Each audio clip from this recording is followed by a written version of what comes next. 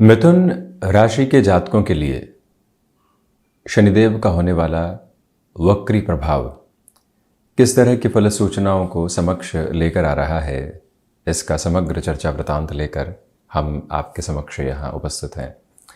जैसा कि सर्वविदित है, 17 जनवरी 2023 से 4 नवंबर 2023 तक महान्यायाधिपति शनिदेव वक्री रहेंगे, रेट्रोग्रेड एस्पेक्ट्स के साथ में रहने वाले होंगे। तो जब ऐसी पोजीशंस के साथ में सैटर्न रहेंगे तो किस तरह की फल सूचनाएं यहाँ सामने हैं, ये तो एक महत्वपूर्ण बात हुई। साथ ही साथ इनका दृष्टि निक्षेपण किस तरह की सूचनाओं को इंगित कर रहा है, ये भी जानने योग्य चर्चा है। अब मिथुन राशि के जातकों के लिए शनिदेव की स्थितियाँ नवम भावस्थ क्रम के साथ में चल रही है। नवमेश होकर शनिदेव नवम भाव में ही है। जो यहाँ इनकी तीसरी दृष्टि है वो लाभ भाव पर, सातवीं दृष्टि पराक्रम भाव पर जो कि सूर्य राशि स्थान है, और साथ ही साथ में जो 10वीं दृष्टि है वो रोग, रिपु और ऋण भाव पर रहने वाली होगी, जो कि प्रथम त्रिक भाव है। ढैया आपको समाप्त हुई। अब एक बार यहाँ आपकी जन्म पत्रिका को जांचने की ज़रूरत रहेगी, देखने की आवश्यकता रहेगी। यदि जन्म कालिक आधार पर शनिदेव वक्री हैं तो उनका होने वाला वक्री प्रभाव अत्यंत शुभ फल सूचनाओं को सामने रखता है, और यदि मार्गी है तो थोड़े से संघर्ष यहाँ निकल कर आ सकते हैं। अब देखिए, जब भी शनिदेव भाग्येश होकर भाग्य भाव में हो तो व्यक्ति को ऐसा लगता है कि भाग्य का अब तो पूरे तरीके से सहयोग है, क्योंकि मिथुन राशि के जातकों के लिए शनिदेव का आधार एक तरह से मित्रवत होता है, यानी कि बुध और शनिदेव की स्थितियाँ मित्रवत क्रम के साथ में होती है। शनिदेव की स्थितियाँ बिल्कुल धीमेपन के साथ में चला करती है, 30 महीनों के साथ अपने राशि संचरण को पूरा करती है। इसी वजह से जो भाग्य का सहयोग है वो भी आपको बिल्कुल धीरे धीरे मिला करता है, तेज़ी के साथ में बिल्कुल भी नहीं मिलता। ये एक अवस्था स्पष्ट तौर पर सामने निकल कर आती है, यानी कि आपको जहाँ लग रहा है कि एक्सपेक्टेड नोट पर प्रमोशन हो जाएगी, थोड़ी सी देरी रह सकती है, परंतु अब जैसे ही शनिदेव वक्री होंगे उसमें एक पेस निकल कर आने वाला होगा। उस पेस की वजह से आप खुद को एक अलग फ्लो के साथ में लेकर चल पाएंगे। थोड़ा सा और गहराई के साथ में इस चर्चा को लेकर चलें तो आप यहाँ अपनी स्पिरिचुअल प्रोग्रेस को देख पाएंगे। कई बार व्यक्ति को पेशेंस डेवलप करना होता है, जैसे एक्सपीरियंस उसको मिलता है उसका पेशेंस भी कई बार डेवलप होता है, और जो ये डेवलपमेंट है उसको आगे के जीवन के साथ में क्रमबद्ध सिरे में मृत करने वाला एक आयाम होता है। कुल मिलाकर यहाँ जॉब में आपके लिए पोजीशंस में बेटरमेंट निकल कर आने वाले होंगे। भाग्य का सहयोग प्रतीत हो रहा था परंतु अभी तक सामने नहीं आ पाया था। तो जो 17 जून से 4 नवंबर तक की यात्रा है वो अत्यंत बेहतर है। आपने कोई भी इंटरव्यू महीनों पहले दिया, 4 से 5 राउंड कंप्लीट हो गए, अब वो होल्ड पर चला गया, वहाँ से न ना है न हाँ है, हम मध्य सिरे के साथ में अटके हुए हैं। प्रत्येक दिन आशाओं के बीच के साथ होते हैं और ये सोचते हैं कि नव अंकुर प्रस्फुटित होगा, परंतु अब जो स्थितियाँ हैं आपके लिए सहयोग की एक अलग प्रवृत्ति को लेकर आ रही है। आप ये भी देखिएगा कि यहाँ पर व्यापारिक जीवन के अंदर आप किसी भी बड़े निर्णय की ओर जाना चाहते हैं। शनिदेव यदि जन्म कालिक आधार पर वक्री हैं और अभी भी जब जो वक्री हो जाएंगे आपके लिए व्यापार में तीक्ष्णता और तीव्रता बढ़ने वाली होगी। जो लोगों का सहयोग लंबे समय से प्राप्त होने वाली अवस्थाओं में नहीं था, वहां पर भी अब आप स्वयं को अत्यंत व्यवस्थित करते चले जाएंगे, इसमें कोई भी दुविधा नहीं। ये याद रखिएगा कि यहाँ कार्य क्षेत्र में आपका मान और सम्मान लगातार बढ़ता चला जाएगा। आप जॉब में रहते हुए पुनः शिक्षा की तरफ जाना चाहते हैं, स्वयं के विकास क्रम को अपनाकर जीवन को देखना चाहते हैं, तो वहां पर भी आपकी तीव्रता देखते ही बनती है। ये याद रखिएगा कि इस समय के प्रभाव के साथ में चलते हुए आपको अपने लिए यात्राओं को भी निरंतर देखना होगा।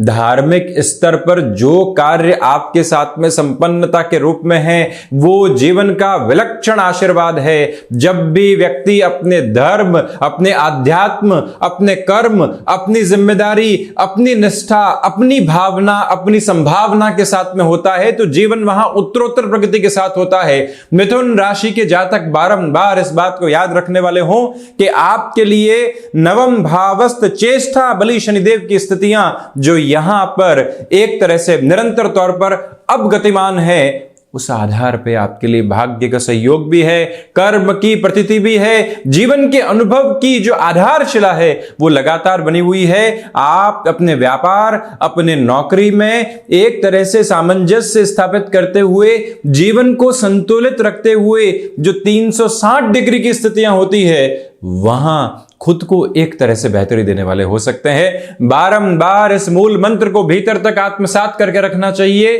कि जब भी व्यक्ति अपने भीतर कर्म की गूंज को प्राप्त कर रहा हो तो वो अपनी प्रेरणा अपने भीतर से ही हासिल कर रहा है। कौन आकर बारंबार मोटिवेट करने वाला है, कौन आकर बारंबार हाथ थामने वाला है? वो ईश जो भीतर मौजूद है, वो कल्पना जो साकार है, वो स्वीकारोक्ति जो निरंतर है, उसी के साथ में चलने की आवश्यकता है।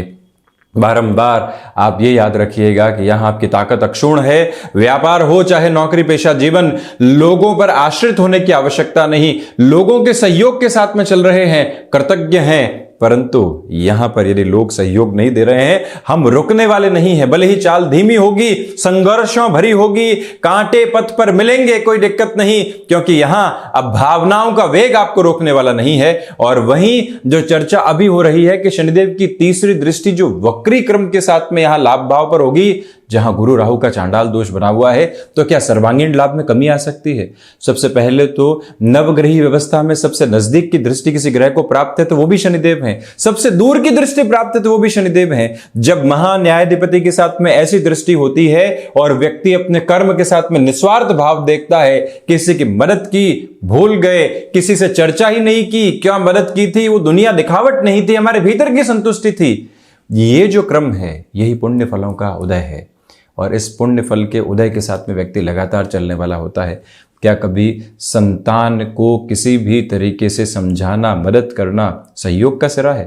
दान पुण्य की स्थितियां हैं? वहां व्यक्ति कहेगा जी बिल्कुल भी नहीं। वहां क्या वो पूरे समाज को बताने की तरफ जाएगा कि हमने बच्चों के लिए किया है? बिल्कुल भी नहीं। ठीक इसी तरह से किसी और के लिए भी किया गया है।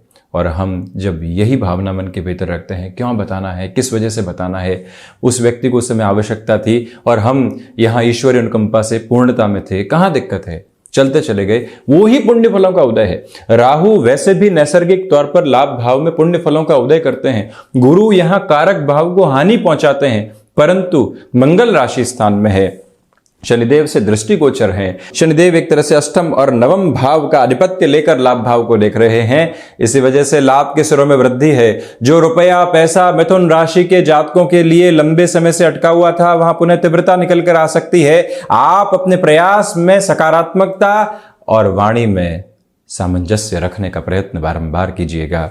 वहीं शनिदेव की सातवीं दृष्टि जो वक्री आधार पर पराक्रम भाव पर रहेगी, आपके पराक्रम में वृद्धि है, परंतु भाइयों और मित्रों के साथ संबंधों में गड़बड़ियां निकल कर आ सकती है। यहाँ ल्यूक्रेटिव ऑफर से बचें। इंस्टेंट अप्रोच में कई बार व्यक्ति जॉब से बिजनेस का डिसीजन ले लिया करता है, उससे संभलिएगा। अभी यहाँ आपके लिए जॉब अच्छे से चलने लगी है, फाइनेंशियल गेन आने लगे हैं, कुछ इकट्ठा होने लगा है और उसके साथ में हम साकार स्वरूप आगे के देख रहे हैं, परंतु वहाँ व्यक्ति कैलकुलेशन करता है, इतना हुआ है, लोन ले लेंगे, इसके बाद में वहाँ से सहयोग आ जाएगा, फिर बिजनेस तो 2 सालों में यहाँ पहुँचना ही है, फिर देखिए वारे न्यारे हैं। ऐसे गलत फहमियों से बचें। यहाँ आप थोड़ी सी स्थिरता रखने का प्रयत्न जरूर करें, हालांकि आपके पुरुषार्थ में प्रखर वृद्धि मौजूद। वहीं शनिदेव की 10वीं दृष्टि जो यहाँ रोग, ऋण और रिपु भाव पर रहेगी, शत्रुवत स्थितियां परेशान नहीं करने वाली। सबसे महत्वपूर्ण, बाहर के शत्रु का परेशानी का आधार नहीं है, भीतर जो शत्रु संशय के रूप में, आलस्य के रूप में मौजूद है, उसको हटाने की जरूरत है। शनिदेव की ऐसी स्थितियां निरंतर तौर पर वहां व्यक्ति को स्थिर करने वाली होती है। वहीं घुटनों से संबंधित तकलीफ परेशान कर सकती है, इससे इनकार नहीं करते। कफ प्रदान प्रकृति के रोग भी यहाँ डिस्टर्ब करने वाले हो सकते हैं, उससे भी संभलिएगा। इसके उलट यदि हम बात करते हैं तो यहाँ फाइनेंशियल बर्डन्स जो बने हुए थे उनको कम करने के रास्ते आपके साथ में रहने वाले होंगे। शनिदेव यदि मार्गी हैं तो हाथों हाथ भाग्य का सहयोग यहाँ मिलने वाली अवस्थाओं में नहीं है। यानी कि जो बर्थ टाइम के पुरुष थी उसमें सैटर्न की पोजीशंस को एक बार आप देखिएगा। यदि वो मार्गी क्रम के साथ में रहे तो यहाँ जो ये 4 नवंबर तक का समय 17 जून से रहेगा, आपके लिए कुछ लोगों के द्वारा संघर्ष बन पाए जा सकते हैं। जीवन नित्य नए अनुभवों के साथ में रह सकता है। विदेश संबंधी कार्यों में थोड़ा सा धीमापन निकल कर आ सकता है। स्टॉक मार्केट में किसी भी तरीके की जल्दबाजी नामक शब्द को अपने साथ में लेकर चलना बिल्कुल भी ठीक नहीं रहेगा।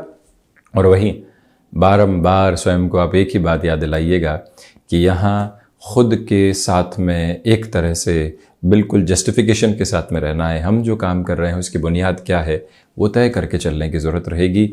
यहाँ ढैया के बाद का समय है और शनिदेव वक्री हो रहे हैं। कई बार व्यक्ति इन शब्दों से घबराहट में होता है। आप जब तक किसी भी पोजीशन को डिकोड नहीं कर लें, घबराहट रखने से बचें। वहीं पर किसी भी तरीके की विद्या का आधार होता है, वो व्यक्ति को जागृति देता है अथवा उसके लिए अवेयरनेस लेकर आता है, वो डर और भय की गुंजाइशों को नहीं रखता। इसी वजह से निवेदन है कि शनिदेव वक्री हो रहे हैं, इनको चेष्टा बल प्राप्त रहेगा। प्रमुख ग्रहीय व्यवस्था में शनिदेव हैं, इसी वजह से यहाँ चिंताओं की आवश्यकता नहीं।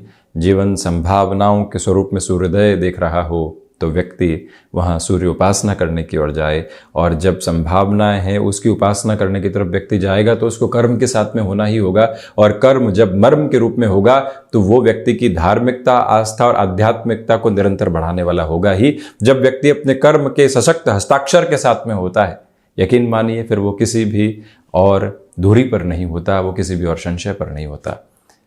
हम ऐसी ही चर्चाओं के साथ बारंबार उपस्थित होने का प्रयत्न करते चले जाएंगे। धन्यवाद एवं कोटिशः आभार।